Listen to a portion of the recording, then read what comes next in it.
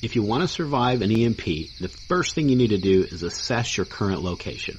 What will your neighborhood look like 3 days after an EMP, 3 weeks after an EMP, and 3 months after an EMP? Remember, an EMP means the end of civilization as we know it. Without power, cars, or computers, we'll have no police, no grocery stores, no municipal water, no sewer services, no fire, no EMS. If you're in a metropolitan area, the images we've been watching from Venezuela of looting and food riots, those are all going to be happening in your neighborhood within the first day or two after an EMP. 3 weeks into the crisis, cities will be filled with the stench of rotting corpses. Without water, you can survive roughly 3 days, and the majority of the population has no idea how to filter water, purify water. 3 weeks after the EMP, people in the cities with no survival skills will have either died of dehydration or waterborne illnesses. The people who are still alive will be either those with survival skills who've prepared beforehand or the hardcore criminal element who've taken what they need by violence. You do not want to try to ride out the aftermath of an EMP near a major population center. Must do number 2. Decide where you're going to ride out the chaos. After assessing your current location, you have to decide if you're going to be safe in that location for the foreseeable future. If the answer is no, you have to develop an alternative plan. This is a huge task, so start thinking about it now. Do you have friends or family who live in a rural location that you could go to within 24 hours? Remember that you probably won't have a vehicle unless you own a car built before 1980. Even then, you want a contingency plan. If you're planning to stay in your current home until D-Day, you'll have to bug out the second the EMP hits because your window of opportunity to get ahead of the chaos will be very short. I would expect cities to become violent in the first 24 hours and more rural areas to break down within 3 to 5 days. So if you're planning to travel a long distance, a bike is probably your best option. Make sure you're riding your bike regularly and that you're keeping the tires filled with air. Bugging out to locations more than 100 miles away shouldn't even be considered. A big problem for many is that they work in the city and they can't uproot their family, which would cause a major personal financial crisis. And doing all of that for a threat that may never happen. If that's you, consider moving to the suburbs. You'll have to pay for it with a longer commute, but your reward will likely be a larger property at a lower price. Hopefully you'll be able to find a home with more room for storing supplies and a bigger yard to plant fruit trees and start a garden. While it's not the best solution, it will raise your chances of survival. And in a scenario like an EMP, every little advantage can be the difference between life or death. Must do number 3. Now that you've decided where you're going to ride out the collapse, start stocking that place up. If you elected to bug out to the country with friends or relatives, sit down with them and develop a plan. They probably don't want a ton of your junk cluttering up their house, but they might be open to you purchasing a storage shed and placing it on their property. You can stock up a year's worth of long-term storage food, ammo, clothing, first aid supplies, and toiletries that aren't susceptible to the climate. Since a storage shed isn't climate controlled, stick to things that won't be affected by extreme temperatures. If you stock up shampoo and it freezes outside, it's probably going to bust and make a mess when it thaws out. I did a show on food storage last week, so if you missed it, go back and listen to it for great tips on food storage. Finally, stock up on seeds of foods that grow easily in your area.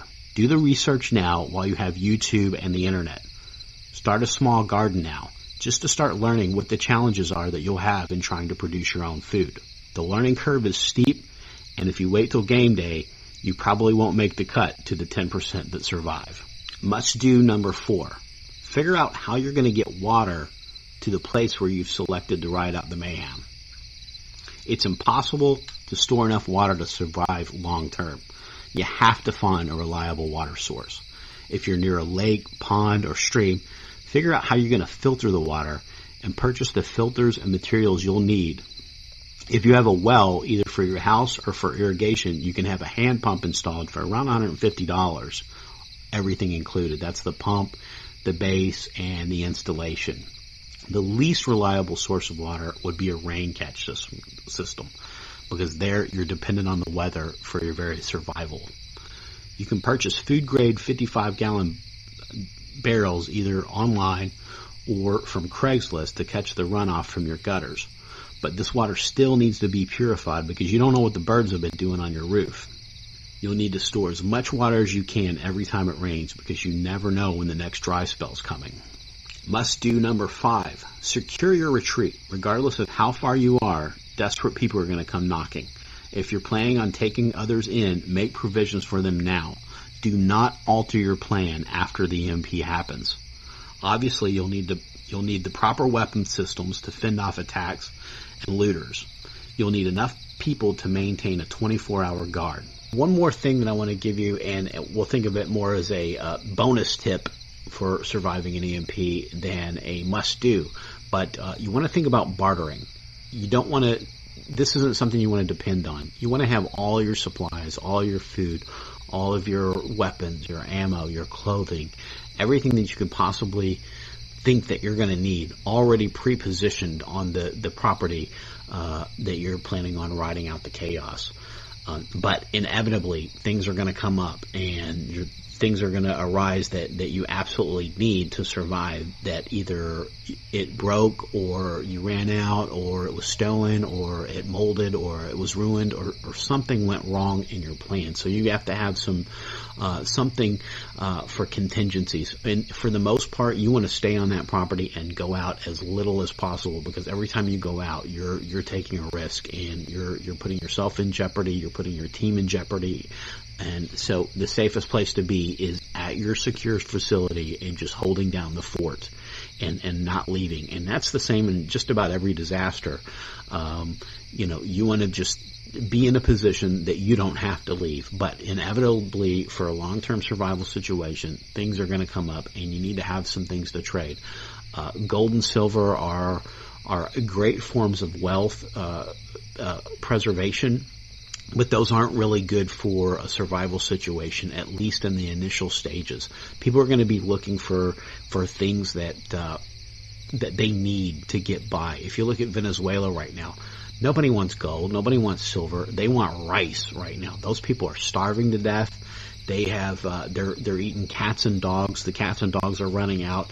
Unfortunately, the thing that comes after cats and dogs is typically cannibalism. So those people want food. So your number one thing that you want to stock up to have something to barter with is going to be extra food. Besides that, if you're in a community and you're depending on others for mutual defense, but they're not necessarily part of your compound or part of your team, those people might be okay to barter for ammunition with those people. But you would never want to barter ammunition with people that are outsiders that you don't know who they are, because that ammunition could very well be used to overrun your compound and take everything that you have and kill you and your family.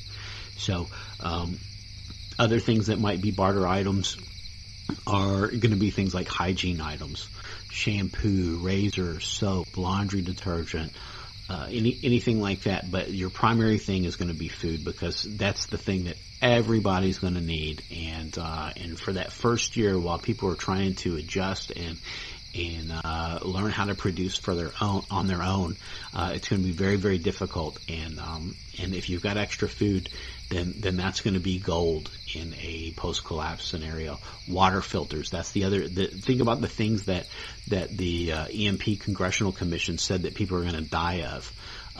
Anything that can prevent those people from dying are going to be things that are going to be of value for bartering in a post-collapse society. Another thing is batteries, because there's not going to be any power, and unless you've got some type of a solar generator to recharge your own batteries, that's going to be something that's going to be really, really in high demand for flashlights, for night vision equipment, or whatever, for handheld communication devices, for walkie-talkies that people had stashed in the Faraday cages, which you can make a little Faraday cage out of a metal ammo box. You pull that little rubber seal out of the top of it, stuff all your line it with cardboard, put your goods inside there, and then use aluminum HVAC tape around the seal of the top of the ammo box, and that's gonna block rays. If you put everything inside a Mylar bag inside that ammo box, that's gonna add an extra layer of protection if you wanna have some walkie-talkies and electronic devices for after the EMP. Solid-state electronics are exactly what they sound like. Devices built entirely from solid materials, and where the electric current stays inside that solid material. That means most electronics built in the last 40 years, including computers, cell phones, stereos, radios, you name it, if it has solid-state electronics in it, it's dead. Then there's the second whammy from the EMP. Just in case any electronic equipment survived the first, the electrical grid acts as a huge antenna, attracting and absorbing the EMP in an electrical surge that is much larger than the systems are designed to deal with. This flows down the power lines, frying transformers as it goes. Getting to homes and offices, it fries surge protectors before going on to destroy any electronic equipment connected to it. So even if the equipment is protected, it will still be completely destroyed. Then the EMP apocalypse starts. On that day, the first any of us notice an EMP attack is that the power is out. We try to use something and it doesn't work. No working electronic devices, no cell phones, and no portable electronics. All fried. If you're driving, your car suddenly stalls without reason. Everything just stops working, and we don't know why. We cannot see the explosion since it happened so high, especially during the daytime. People don't realize what's happening. At first, they think it's a normal power outage, and they wait for the power to come back on. They blame the batteries for their phone not working, and they think that their car just broke down. It takes time for them to understand that something more sinister is going on. Can you imagine that? Your neighbors all standing around outside, talking about the weird things happening. Not one of them thinks of an EMP because they're not trained to think that way. They think that a truck hit a power pole or something else happened, which will be fixed in short time, getting the power back on. Only you and me know that the power won't be coming back on. Really, it will be years of suffering before the power comes back on. You see, the transformers that are used in the substations are custom-made and take over a year to build. The controls for the power plants are all custom-built as well. The power won't be coming on because all of those sensitive electronics have to be remade from scratch, since any backups will be fried by the EMP too. A few simpler electronics may survive, but you can't tell without the grid providing power. They are essentially worthless without electricity. Everything that's controlled by electronics stops working. There are no gas pumps working. Stores aren't able to sell anything. All communications is down, and the city water is shut down as well. Whatever money people have in the bank is gone, because most of it is just electronic records in the bank's computer memory. Without the computer working, that money doesn't exist. Some days pass before the average unprepared person realizes that the power isn't going to come back on. That's when the panic sets in. They mob the grocery stores, getting whatever they can, looting whatever they can. From the grocery store lootings, panic spreads. People invade convenience stores, hardware stores, liquor stores, and even electronic stores, not realizing those electronics are fried inside. Stores everywhere are ransacked, and everything that might be useful for survival is stolen. The average person is unprepared for any real emergency. They have somewhere between 3 days and a week's worth of food in their homes. Their emergency supplies are mostly a flashlight, an extra blanket, and a bag of charcoal for the grill.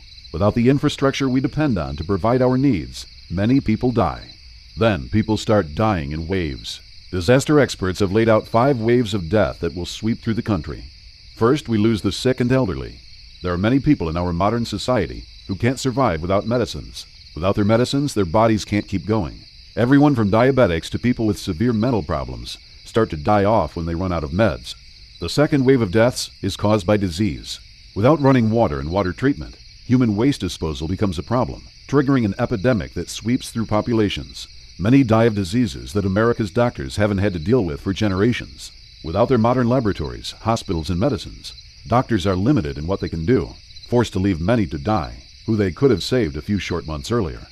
Third, food becomes scarce, and starvation rages across the country. FEMA stockpiles will only feed people for a few days. With high-tech farm equipment wiped out, food will rot on farms, uneaten, while people a few hundred miles away die from hunger. Only the small farmers will be able to keep their crops alive, and that'll only be enough to keep their families alive.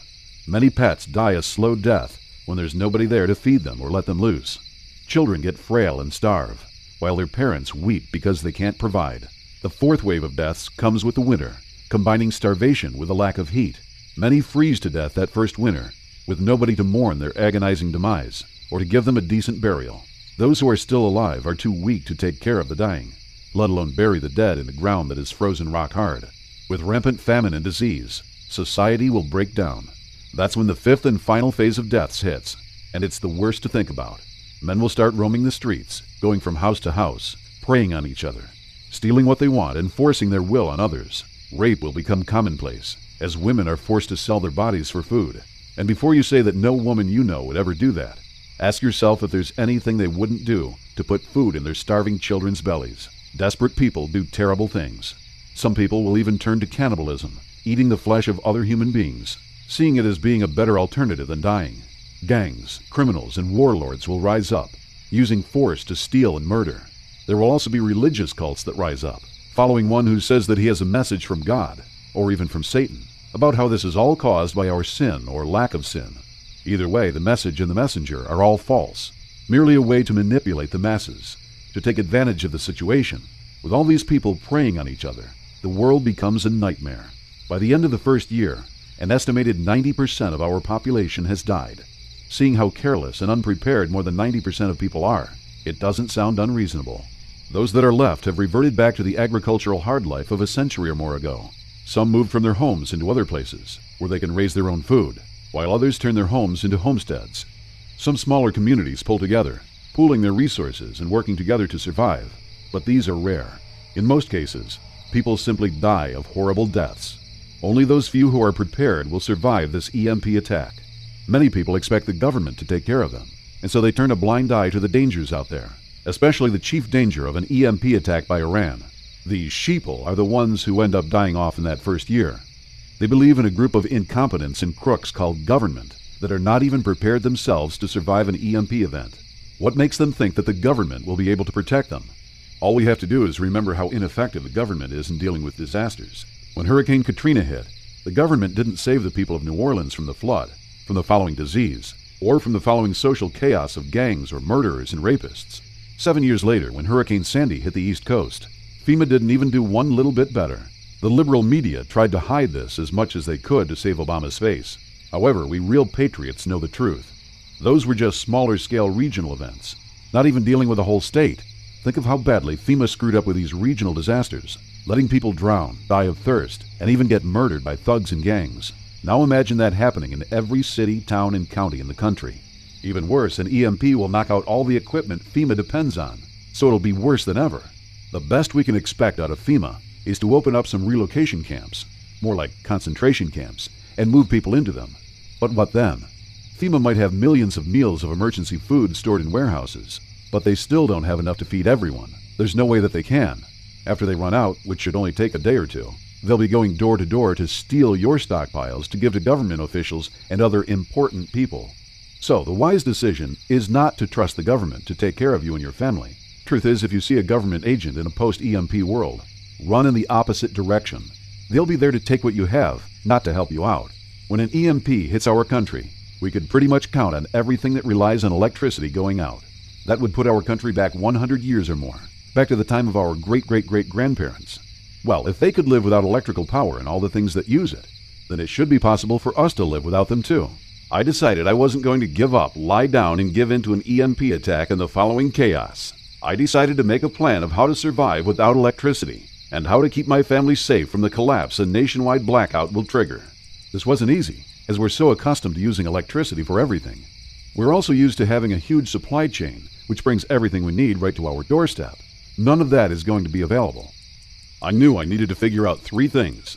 1. How to keep my family fed, warm, and healthy without electricity. 2. How to make sure an EMP event will do the least amount of damage to my electronics, and how to generate my own power once the grid is destroyed. And 3. How to survive the social chaos and violence that will follow an EMP event as money disappears, grocery store shelves go bare, and people start panicking. My first step was to find the best example of people who live without electricity. I first thought of the Amish. They plant and harvest crops, build houses, and get by entirely without electrical power, right? Wrong. While most people think the Amish don't use any technology or electricity, the truth is that they only avoid public power. They still use batteries or generators to power home lighting, appliances like washing machines, and all sorts of equipment for their farms and businesses. Now, I'm not judging them for using power. They're not doing anything wrong. It's just that people have the wrong idea about them.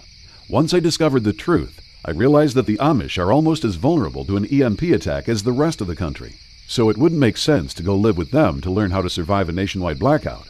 I had to continue my search for a real example of 100% electricity-free survival. But I'll tell you what, I'm not sure it exists anymore. Even in tiny communities in the mountains in South America or deep in Africa, people still use electronics powered by generators. It's like our entire species has become dependent on electrical power.